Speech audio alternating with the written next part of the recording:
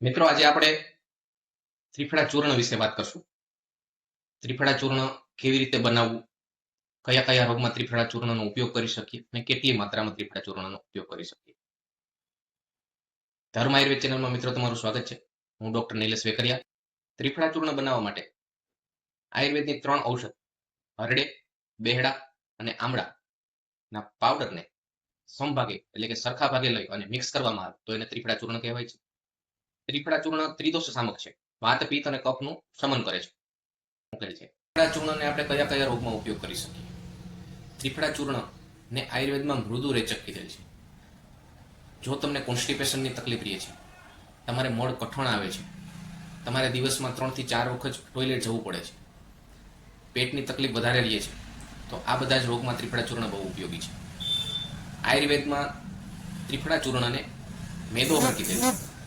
જો તમારા શરીરમાં એક્સ્ટ્રા કે વધારાની ચરબી છે, તમારું વજન બહુ વધારે વધે છે, જો તમે ડાયાબિટીકના પેશન્ટ છો, તો આ બધા જ રોગોમાં ત્રિફળા ચૂર્ણ બહુ ઉપયોગી છે. આયુર્વેદમાં ત્રિફળા ચૂર્ણને રક્તશોધક એટલે કે બ્લડ પ્યુરિફાયર કીધેલ છે.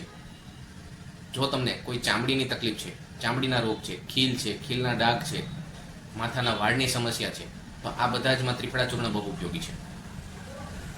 ત્રિફળા ચૂર્ણ તમારી આંખ માટે બહુ હિતકારી છે. તમને કોઈ આંખની તકલીફ છે, તમારા નંબર વારે ઘડીએ વધે છે, તમને આંખમાં બહુ ખંજવાળ આવે છે, એલર્જી કન્જક્ટિવાઇટિસની તકલીફ રહે છે, તો આમાં જો નિત્ય સેવન કરવામાં આવે ત્રિફળાનું તો બહુ ઉપયોગી છે. ત્રિફળા ચૂર્ણનો ઉપયોગ કેટલી માત્રામાં અને ક્યારે કરવો જોઈએ? તો મિત્રો, ત્રિફળા ચૂર્ણને 3 થી 6 ગ્રામ એટલે કે અડધી ચમચી જો તમને કોન્સ્ટિપેશનની અને પેટના રોગોની સમસ્યા છે તો સાંજે સુવા સમયે લેવું જોઈએ. અને એ સિવાયના બધા જ રોગમાં કે તમે મેદોહર છે, મેદો રોગ છે, કે સ્કિનના ડિસીઝ છે, કે આંખના ડિસીઝ છે, આ બધા જ રોગોમાં ત્રિફળા ચૂર્ણને સવારે નરણા કોઠે પીવામાં આવે તો ઉત્તમ ફાયદો કરશે. મિત્રો, ત્રિફળા ચૂર્ણ વિશેનો વિડીયો અમારો સારો લાગ્યો હોય તો અમારી ચેનલને લાઈક, શેર અને સબસ્ક્રાઇબ કરજો. જય ધન્વંતરી, જય આયુર્વેદ મિત્રો.